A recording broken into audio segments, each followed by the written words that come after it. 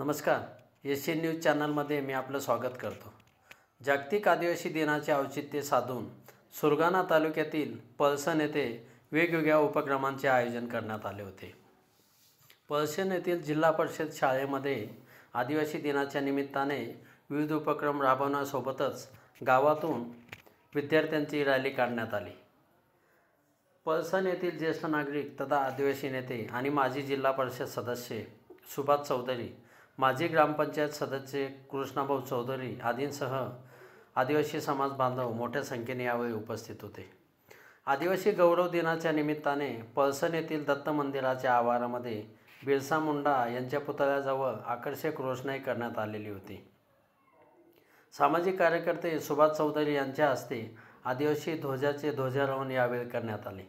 शासकीय आश्रम शाळेचे मुख्याध्यापक RM चौधरी यांनी आदिवासी दिनानिमित्त आयोजित कार्यक्रमामध्ये मनोगत व्यक्त केले आणि ह्या दिनासंदर्भात माहिती दिली। पळसण जिल्हा परिषद शाळेतील व्यवस्थापन समितीचे माजी अध्यक्ष चंदर पवार यांनीही कार्यक्रमाचे आयोजन केले होते।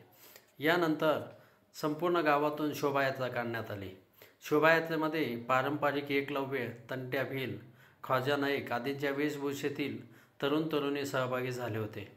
यावेळी सजीव देखाव्यांचे सादरीकरण करण्यात आले होते। या देखाव्यांचे सर्वांनी लक्ष वेधून घेतले।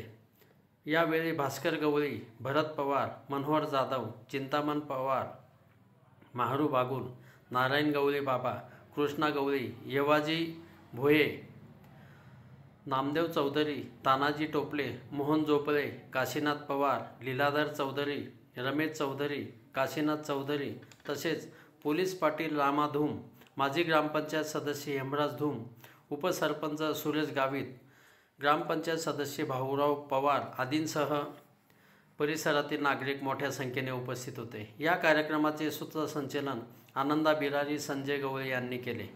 या कार्यक्रमाच्या निमित्ताने आयोजित मिरवणुकांनी सगळ्यांचे लक्ष वेधून घेतले।